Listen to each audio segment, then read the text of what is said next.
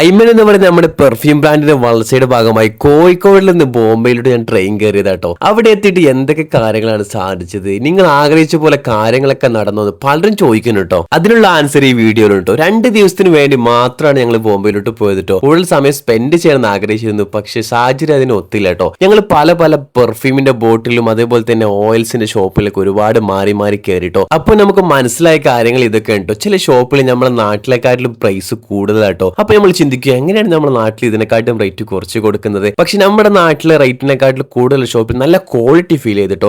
അതുപോലെ തന്നെ ചില ഷോപ്പിൽ താരതമ്യം നല്ല പ്രൈസ് കുറവുണ്ട് കേട്ടോ. ചില സാധനങ്ങൾക്ക് റേറ്റ് കുറവാണെങ്കിലും ഫസ്റ്റ് ക്വാളിറ്റി എന്ന് പറയുന്ന സാധനത്തെക്കാളും എത്രയോ മികച്ചതായിരിക്കും കേട്ടോ. പക്ഷെ ഞങ്ങൾ ഒറ്റയടിക്ക് നമ്മൾ കണ്ണും പൂട്ടി അത് എടുക്കാനും പറ്റൂല. ഏതായാലും ഞങ്ങളെ നിഗമനത്തിലുള്ള കുറച്ച് ഷോപ്പുകൾ ഞങ്ങൾ സെർച്ച് ചെയ്ത് കണ്ടെത്തി കുറച്ച് ഷോപ്പിൽ നിന്ന് കുറച്ച് സാധനങ്ങൾ എടുത്ത് ഞങ്ങൾ നാട്ടിലോട്ട് തിരിച്ചിട്ടോ. നല്ല ഇന്ത്യൻ മെയ്ഡ് ബോട്ടിൽസിന്റെ ഒരുപാട് ഷോപ്പുകളും ഞങ്ങൾ കണ്ടെത്തി കേട്ടോ. ഐമൻ എന്ന് പറയുന്ന നമ്മുടെ പെർഫ്യൂം ബ്രാൻഡിന്റെ വളർച്ചയിൽ നിങ്ങൾ കൂടെ കാണുമല്ലോ.